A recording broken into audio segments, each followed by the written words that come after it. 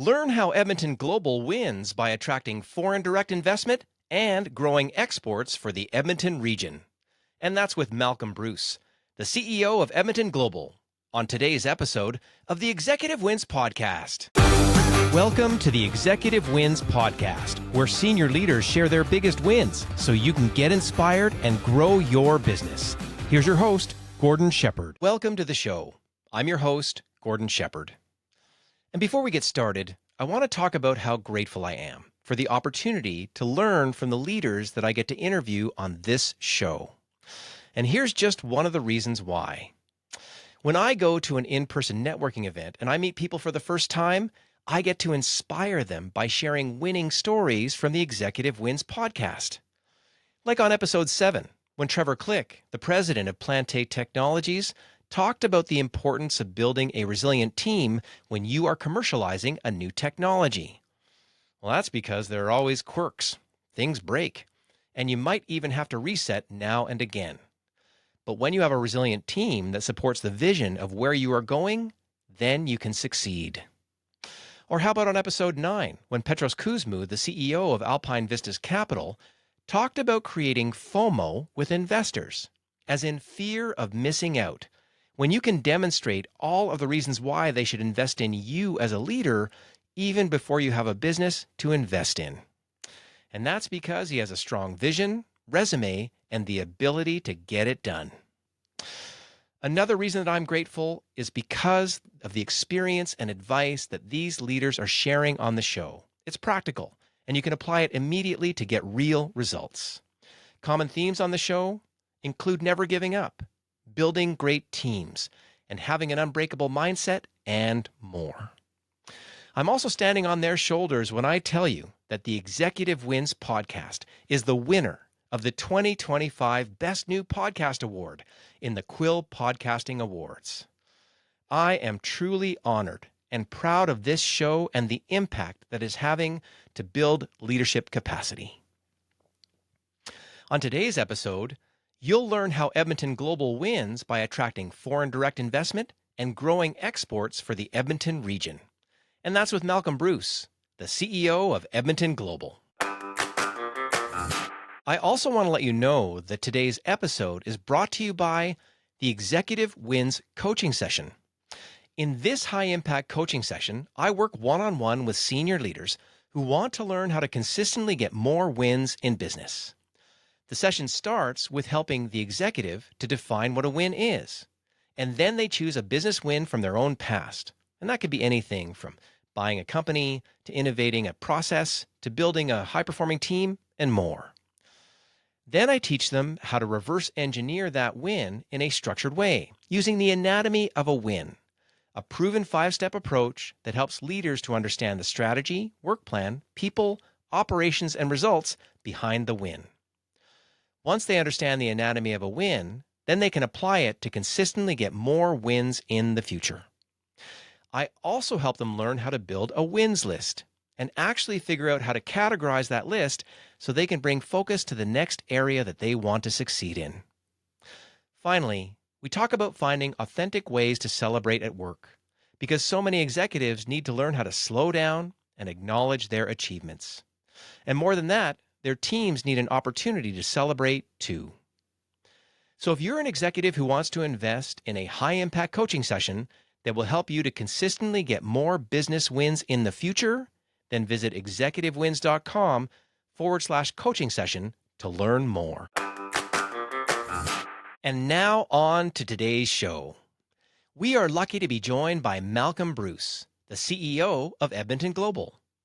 Edmonton Global is a foreign direct investment and international business development agency that represents multiple municipalities in the Edmonton Region. You can learn about their work at edmontonglobal.ca.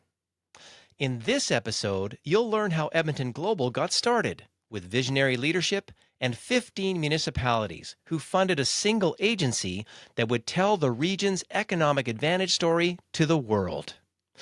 You'll also hear about Edmonton Global's first CEO and how he led the effort to create a data-driven, best practices approach to maximize shareholder value. For listeners from the Edmonton region, this episode will make you proud because you'll be reminded about the abundance of economic development advantages that you have. And if you're an international site selector, then listening to this episode will make you want to set up your company right here, right now. I also want to remind you that this interview follows a specific format that I created called The Anatomy of a Win to help you learn the strategy, work plan, people, operations, and results behind every business win that you hear on this show. I hope that you can use this approach to reach your next business milestone. And now here's Malcolm Bruce with his executive win. Malcolm, welcome to the show. Thank you.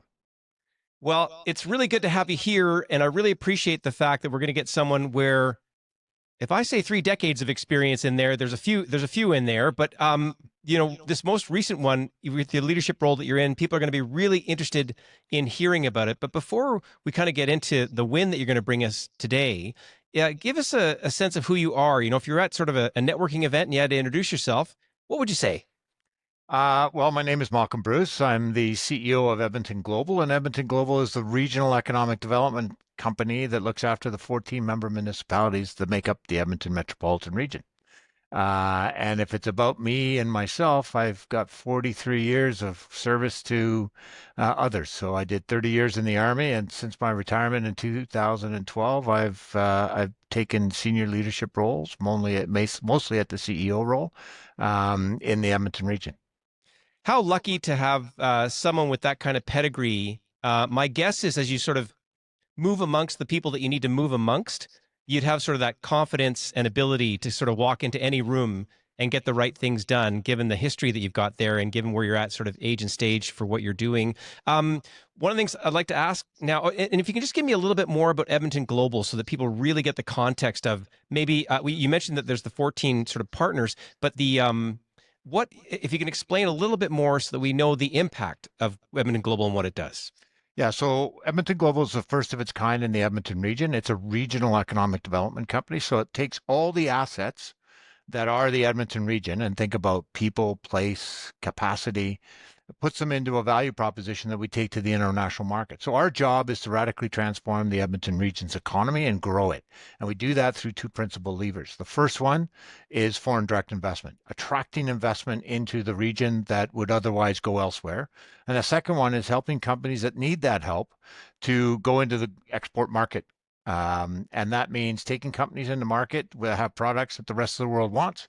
And really, that's sort of the 2 main levers that we use to be able to radically transform the region.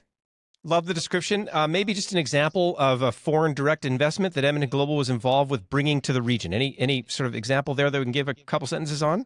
Yep. I always use the first one that we ever had, which was in 2019, because the organization I was employee number 1 on the 1st of July, 2018. And it was Polycar. And Polycar is a plastics manufacturer, bag manufacturer. They use the pellets that come out of the Dow facility that's up in Fort Saskatchewan. They're located just south of 41st Street in the Edmonton proper. And the reason why I use them is because once that final investment decision was made, it is a $40 million capital investment, created over 70 jobs. And the CEO is an incredible human being, and he donated $50,000 to the University of Alberta, donated $50,000 to the new School of Business at MacEwan. He sits on the City of Edmonton's Mayor's Business Advisory Council, and he also runs community events here to empower people to think about things differently. And that's one person, and he's already purchased a property next to his current place to expand. So that's what one final investment decision does, and the impact on community is amazing. So we can see then if Edmonton Global kind of gets their part of the puzzle correct, this is a really good example of kind of the major impacts that just one deal can do. And again, we don't have the 5 hours to go over everything that you've done along the way to kind of find all those things out. That's great. Well, one of the things that we'd like to ask then to kick off the interview here is to say, if you had to describe one of your biggest wins with Edmonton, biggest wins, what would it be and how would you describe it? Truly, it's the establishment of this regional economic development company because it's such a big partnership. It really takes the individual assets of the region and puts them under one regional narrative that we take to an international market. So if you think about Japan, Korea, Germany, Brazil, these are countries that maybe not thinking about Canada as a first and foremost place to invest, and then they're certainly not thinking about places like Alberta or Edmonton unless it's a known product. So what our job is to make sure that they understand that there's something here that they may be interested in, and then bring them into the region so that they get to see the actual tangible assets. And I could tell you things like the talent production we have here is second to none globally. The facilities that we have here, and of course the innovation ecosystem that really supports the sort of future look. These are all things that, quite frankly, while people talk about it, we're making it happen here every day. So the win is, congratulations, by the way. The win is getting Edmonton Global established, getting this entity in play. And so I now want to jump into what I call the anatomy of a win. To sort of break this down a little bit further, and as in talking about, what is the strategy, work plan, people, operations, and results behind the win. So if you're going to form this type of entity, it doesn't happen overnight. When we think about what was the vision, the values, the goals, in the strategically that were needed to be put in place to get this win to happen. Okay, as I indicated earlier, I was employee number one on the 1st of July. So what it took to get to that 1 July hire of me was a over 4 year process to make it work. So the very first thing was there was a planning body that used to be in the Edmonton region called the Capital Region Board. It then subsequently changed into the Edmonton Metropolitan Region Board. And it was where 24 mayors at the time sat around a table and did land planning. And there was a mayor, Stuart Houston, who still sits on council in Spruce Grove, that basically said in March of 2014, I think we need to get into regional economic development. We need to at least talk about it. So that was the first, if you will, authoritative sort of decision to start exploring this. We then subsequently had a very large gathering, work session of all the political officials and others within the region in October, November of 2014, and basically really to highlight a couple of challenges. And here set out the gaps, the challenges. So everybody understood why it was important to have a regional economic development entity, because without one, we were being left behind because nobody knew where St. Albert was, or Spruce Grove, or Stony Plain, or Sturgeon County or Strathcona County. People just had no clue. So the fact that we were called the Capital Region Board, one international site selector showed up and said, "Okay, so I've looked for Capital Region, and I found Moscow, I found Ottawa, I found Washington, but I didn't find Edmonton.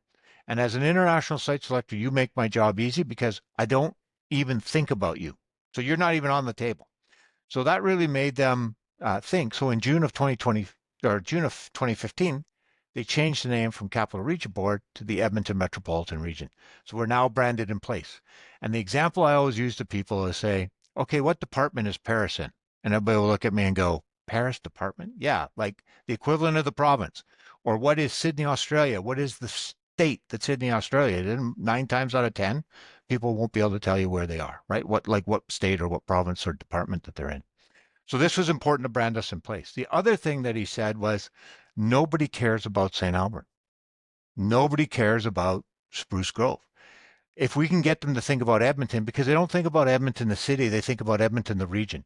And it was a real lesson I got from John Tory in Toronto when he was the mayor of Toronto.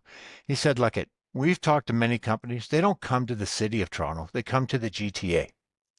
So think about it from that perspective. Bigger is better when you're trying to attract international investment because you get to spread your peanut butter a little bigger across that piece of toast and everybody gets a bite of it." And when you think about the assets in this region, that's what was really driving this kind of unified approach. And I think about um, the Northeast, where the Alberta Industrial Heartland is, which is a tremendous asset for us. You think about the fabrication facilities in Nisku-Leduc and Atchison and Parkland County in the city of Edmonton. You think about the talent production from 6 post-secondaries that have 115,000 people in them all the time. These are the things that drive interest into the region that then allows us to invite people here and actually really showcase, and people get to kick the tires, smell the air, touch and feel things, and it becomes real. So that helped sort of spur an idea, say, okay, Malcolm, go away and have a look at this regional thing, you know, around economic development. So that started in January of 2015, where a steering committee was put together, a working group was put together, and really looked at governance, finance, and strategy, those three components. And it came back, but then there was subsequent, discussions and on it goes until finally it came to a head in March of 2017, where the political leadership knew that this was the right thing to do. And we're going to spend time, energy, and effort politically to make this thing happen. And so in June of 2017, it became real. I was told to go away and incubate a regional economic development agency. And so I went to go talk to some friends who knew about these kind of things. I said, what's does incubate mean? And they said to me, startup. Here are the 8 things you got to do. Go away and do those. And that's essentially how Edmonton Global got stood up. Board was appointed, a strategy was being done, and I was an interim CEO, so I was doing CEO for both jobs until I was hired into the job the following year. So as I said, stood up in June of 2017, started to get staffed in July of 2018 with a strategy, with a full board to move the process along.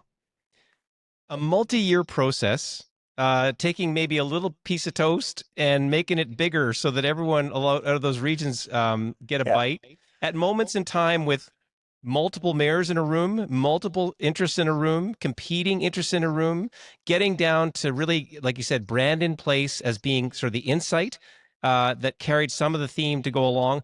Congratulations to you for what I'm sure is some negotiation abilities, some backroom conversations abilities in there to navigate something to get this over the finish line. Because again, just naturally there would be sort of objections along the way in terms of what that looks like. But if you get it right, when we just heard it at the beginning of the podcast, when you get it right, $40 million walks into the region along with a supporter. Now, I think I'm going to guess it's in the billions at this point. If we actually got out, the ledger, we would find out sort of the really massive impacts. And how nice to have someone with all of our story in their head so quickly. Because you're flying around, you're like, oh, here's the assets, and let's talk about it in a proud way. What a nice thing to be able to go around and do. Well, it's tremendous, right? And what Canadians sometimes forget is that the rest of the world wants what we have to provide them. Energy security, food security, talent, innovation, water. Like we forget that most of the world drinks worse water than we flush down our toilets. Like that's the reality, right? And so we sit here and we quibble about things when we really actually are hugely capable of really truly fulfilling the requirements to help other peoples in the global context, particularly around energy security, food security, innovation. These are things that we could deliver globally if we ever get our mind to it. I love it. And how nice you must sleep well at night because all you have is a good story to tell whenever you walk into somewhere around the world. That's great. I can tell you, having lived in different parts of Canada, born in Quebec and, Toronto time for some high school in there, and then been out here since 99. My wife came out for the theater arts community, which is, again, unparalleled in terms of the Fringe Festival. And we look at what's happening there. Kids are born at the Grey Nuns Hospital, 25 and 21 now. It's been a great place to raise a family. So I would add that into I'm sure something that gets mentioned in your portfolios as those leaders that you say want to make those donations, want to come here with their families and establish themselves here. That's pretty remarkable. So we heard a lot about the strategy and the formation. And actually, we got into step number 2 in the anatomy of a win, which was, what is the sort of the work plan? Because every strategy needs a work plan. But you detailed that for us very nicely about inception to sort of getting it over the finish line to that July 1st moment when you and your little startup are employee number 1, kind of getting things going along the way. Any other highlights along the way in terms of getting this up and running that we might not have mentioned? Yeah, so the first thing is focus, I would say. So, many people will have their own ideas about what you're capable of doing and what you should be doing because there are I mean, everybody starts from a position of self-interest, right? And so it's the same with communities, it's the same with region, same with the province, same with the country, right? So the question is we really needed to start with a fact-based, data-driven approach. So what we used as our criteria is where are we globally competitive? And that global competitiveness is the lens that we viewed the various sectors and capacities that we thought we were going to be able to compete with in the rest of the world. So while there are sectors, and I won't mention them all, but there are certain sectors people have their tide, that's their hobby horse. The reality is the Edmonton region is not globally competitive in that particular sector. So where we are globally competitive, meaning we have the capacity and the asset base to be able to go out into market, one, showcase that we can do this at scale, and two, we can provide to a global audience. And most people forget we're not buying 100 trinkets when we send that into Japan. We're selling 1 million. And so the companies need to be able to sort of scale to meet those demands, right? Don't go into a market if you're not going to be able to meet the demand, because the demand is what drives everything. So we focused on 5 core sectors, but there's a whole bunch of enabling things like the infrastructure and all the rest of it. But what are we really going after in terms of additional investment? So energy was one of them, clean energy in particular, hydrogen as a specific focus. The second one was around agriculture. But what in agriculture? Well, we do grains really good here, pulse fractionation, canola crushing, beef. There's certain things that we do really well here. Third is artificial intelligence. The University of Alberta and the spin-off called the Alberta Machine Intelligence Institute is like in the top 5 in the world. And number 2 in North America behind Carnegie Mellon in terms of artificial research. The godfather of reinforced learning, Rich Sutton, just won the Turing Award. And the Turing Award is really the Pulitzer Prize or the Nobel laureate for artificial intelligence. Health and life science. There's been over $500 million of investment in health and life science the last couple of years in the region. And people go, life science? Yeah. Like one of the biggest biomanufacturing facilities is being undertaken by the Applied Pharmaceutical Institute, who's fantastic proponents of the life science sector, where we're going to be able to build the pandemic response capability for antivirals. So like 70 million doses of antivirals. The only place in Canada we can do large scale fill finish for the vaccines, we have to fill in things. And then lastly, there's global logistics.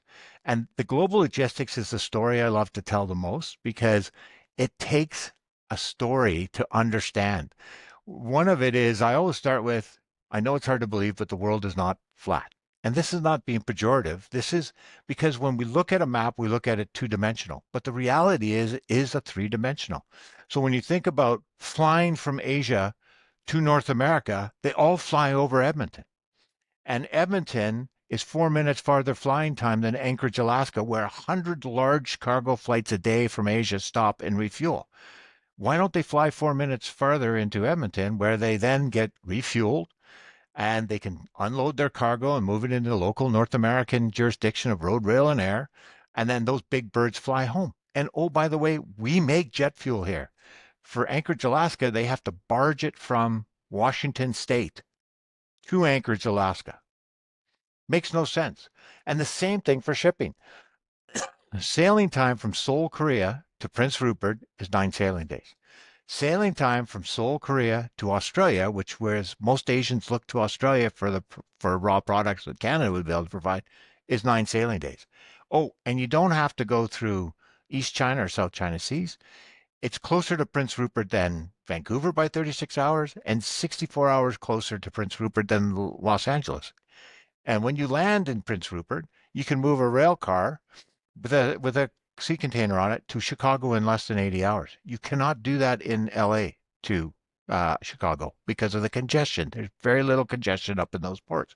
So that story, which we've been working on for 4.5 years, is resonating with some of the largest movers of freight globally. Wow. This is why it's so important.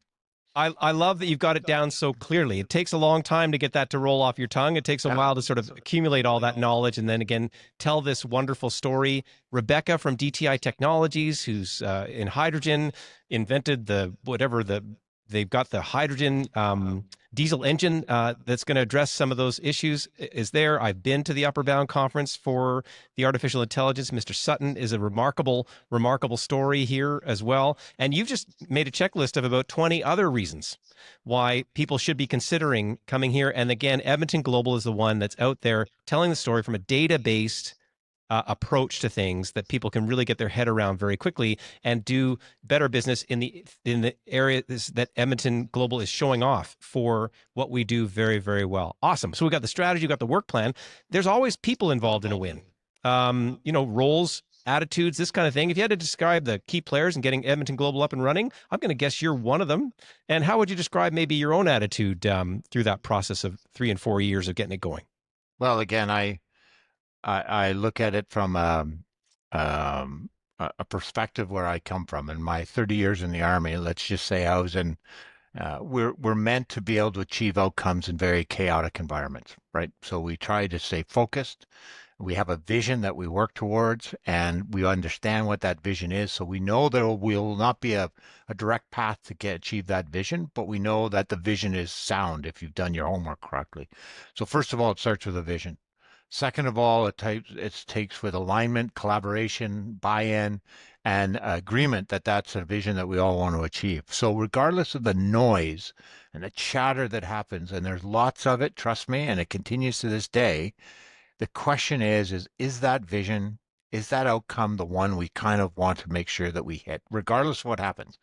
I always use the analogy is we've agreed to buy a bike.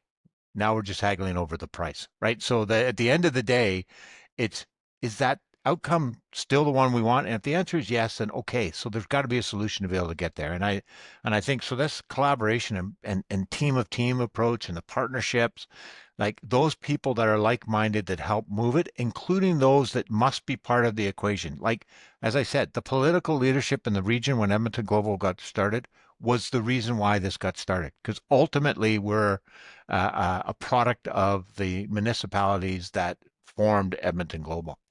So it is them, but they've also took a risk on creating a structure that was based on a global best practice. Because we showed them, we said, look, we've tried to build it from the ground up, doesn't work. Here's a global best practice. We've searched the world, London Partners, One Columbus, Minneapolis, St. Paul, a whole bunch of different organizations we looked at, and we had them come up and talk to everybody and said, this is a global best practice. And it was shareholder group with the municipality, so they have very little what I would call direct strategic decision making. What they do is they appoint the board, they appoint other shareholders, they appoint the auditors, and they fund the organization, and they also change the articles of association if needed. But they appointed a private sector board. And that private sector board is singularly focused on driving to results. So the people that we have on our board, both the inaugural board and the current board that we have, are all business leaders from the community, and they are driven to create the outcomes that we're mandated to create. So they're focused. And they are, let's just say, they are not like most other government kind of tied to boards. These guys and gals are very, very focused on mission delivery. And then lastly, I would say is there were a bunch of enablers, like people that saw this as the right thing to do and have leaned in and continue to lean in to support this particular project. And again, the business community, where I take my solace, is individual investors coming in, they're saying, good to go. Business community here saying, good to go. So we're validated through our stakeholders and partnerships because they see the value of what building an ecosystem, the clustering and growing the prosperity means, both in a direct way, so tax base for municipalities, but indirect ways, like more people living in my community, more people shopping in my malls, and induced ways, like, for example, better support for the arts and culture that is such a prominent part of the Edmonton region, right? So, for me, it's really about that collaboration, it's about that leadership, and it really is about building an alignment and a unity and a harmonized outcome for the region itself. I love the way you're describing it because that's a large stakeholder group, right? In terms of, but I like going back to your military focus of like we're going to get this thing done, and then having support in these boards, and then the key players along the way to sort of keep things on track. Because regardless of the noise, you really want to get results, and I think it sounds like you're doing that. And I just That's a great explanation. So we've talked about the strategy, the work plan, the people. The fourth step is operationally. If you're going to get something like Edmonton Global up and running, I guess maybe you need some, well, I'm going to say terms of engagement or some sort of formation formally. Was there a lot of operational components to kind of getting it up and going besides the research and that kind of thing? Yeah, like I said, I went off and found some help and said, okay, what does, incubate mean? And they said, it sounds like a startup. Here's the 8 steps. So one of the first steps was appoint an advisory board or a transitional board or something like that. So I went to 11 business leaders in our community that had been recommended to me. 7 of them said yes right away. And they were instrumental in really shaping some of the governance questions that needed to be addressed, right? Like, for example, the voting structure among shareholders, like, for example, the funding structure amongst the shareholders. These things were really satisfy. And then the second thing was, and I'll explain why they were so important in a sec. The second thing was I needed some trusted agents to help me shape the articles of association. So I had a memorandum of association, so the corporate objectives, it's 2 pages, and then obviously the articles. And what I did, because at the time I had 24 mayors, right? I had 24 municipalities I was working for, but we knew they were transitioning to 13 as the EMRB transitioned. So I still had to present to 24. So I presented the articles of incorporation, gave them 6 weeks, gave them a council motion that they would need to approve to join this voluntary club, and 15 did. And it was shocking. So the big 13 plus 2 other ones, and to a point where one of my mayors said, wow, we're a little more successful than we thought because we thought we'd only get 5 or 6. But the reason why is because it was global best practice. People saw the value of what it was going to be doing, and there was the right political leadership in place that understood this regional approach was not about my individual municipality. It was about a win for us is a win for us all. And or a win for them is a win for us all, right? Like it was really this shared investment, shared benefit approach, and it still drives the organization to this day. Pretty remarkable. And how lucky, with your thorough approach as you sort of pulled things together, one, to have the relationships to be able to tap those shoulders. I mean, there's some relationship capital that you were, paying off there as you kind of pulled all that together. These people, again, had their input in terms of innovating on the articles and that kind of thing. And again, had to go back to councils and pull it all together. So that's neat to hear how things formed operationally. The final step here. So again, strategy, work plan, people, operations. There's results. There's qualitative results and there's quantitative results. And, this is a pretty big win. So how would you measure the qualitative, and what are the qualitative and quantitative results that you would measure? Well, it's been exceptional, and I do that on 2 things. So one, obviously, we have this data-driven, fact-based kind of approach. So what are the things that are important to people that we can tangibly say? So those are the kind of things that says we've had this much capital investment, we've had this many jobs created, we've had, and now we're adding the component about tax revenue. So how much do we forecast that to add? So because that's very applicable to individual municipalities on the direct win. So that's direct. So direct and a direct, tangible, quantifiable thing is important. But there's also the induced, and this takes you back up from what's in it for me to what's in it for us. And that what's in it for us, there are communities here that haven't had a direct investment yet, but they know that populations moving into them work elsewhere and play elsewhere, right? So they have this understanding. So they really have elevated what I think is their thinking around what's a win for us, and that's that kind of leadership that I've seen from municipalities that, quite frankly, has enabled me to do some of the other things that we're doing. So that's on the foreign direct investment side. So how much is coming in, all the rest of it. But another important quantity is how do we support our companies that are here? Because let's face it, I don't need to sell the region to the companies that are here. They're here already. So how do we help them help us? Which is how do we get them to expand? And this is where the municipalities are critical because they're the feet on the ground, right? They know their companies best. They know their ecosystem. I mean, I think the city of Edmonton's got like 37,000 businesses. I don't know who they all are. But what they help us do is identify those high performing, high potential companies that we then start to take into market. So not only is it an education and a training piece that happens for companies that may think about the export space, but it's also an opportunity to take companies into market. So we took 36 companies last year from the region into 5 different markets. This year so far, we're at 19 companies in two different, well, actually, sorry, more than that. It's well over 20 companies because we've gone into three markets. First time we've been in Japan, we had five agriculture companies.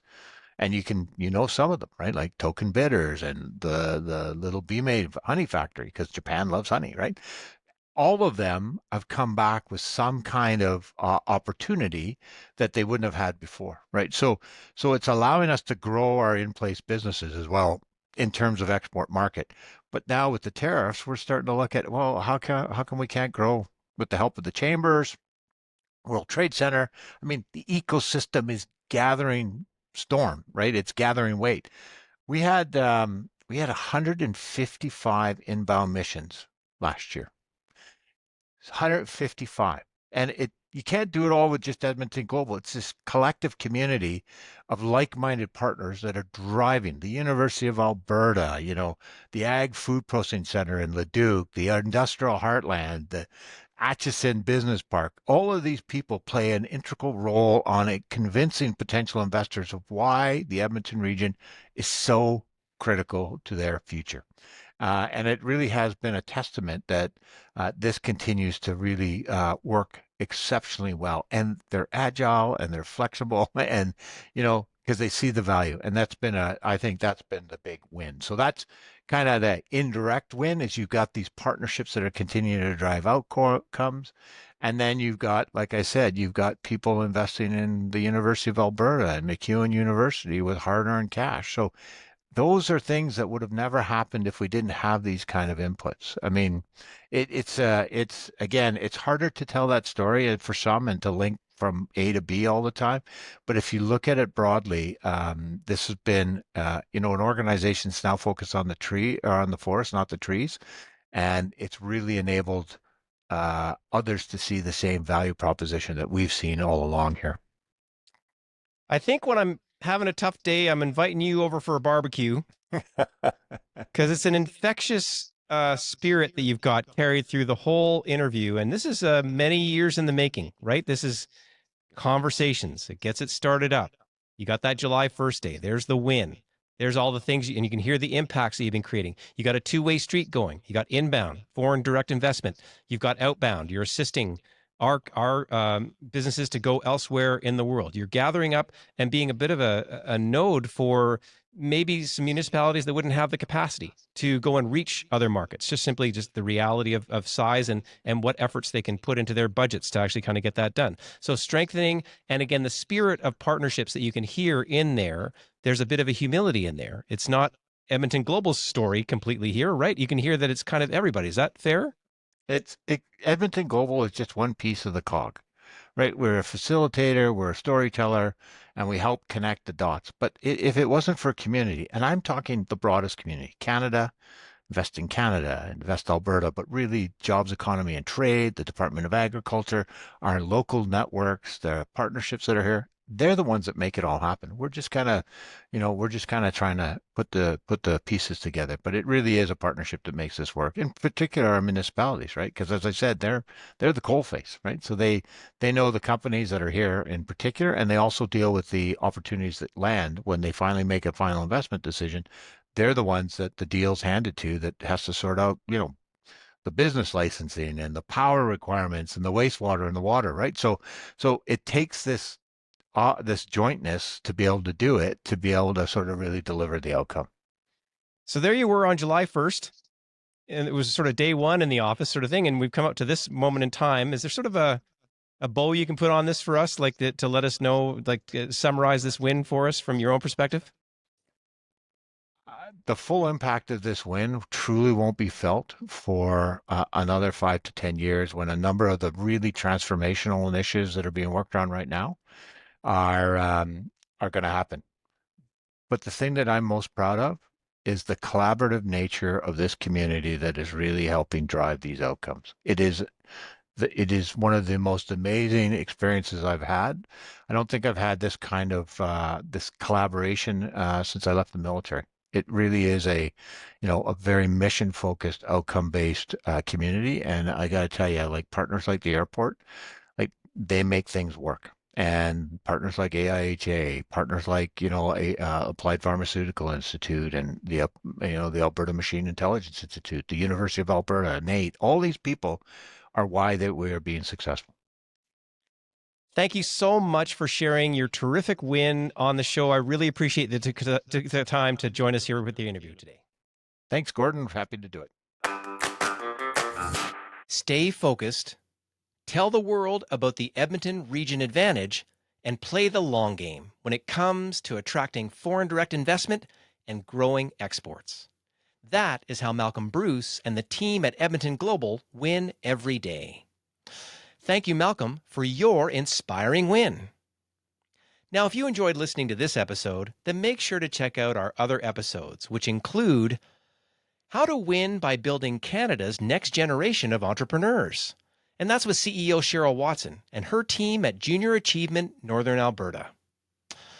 And if you are a leader who wants to learn how the Executive Wins coaching session can help you grow your confidence and inspire your team, then visit executivewins.com to learn how. You can also subscribe to the Executive Wins monthly newsletter to stay up to date on the podcast, live events, education opportunities, and more. Visit executivewins.com/newsletter to sign up. And if you enjoyed today's episode, be sure to rate, review, and subscribe, and share it with a fellow leader. And don't forget to check out our resources and links in the show notes. And keep listening to the Executive Wins podcast for more inspiring wins that will help you grow yourself, your team, and your entire business. Thanks for listening to the Executive Wins podcast. Make sure to rate, review, and subscribe as we bring you more inspiring wins from outstanding leaders so you can grow your business.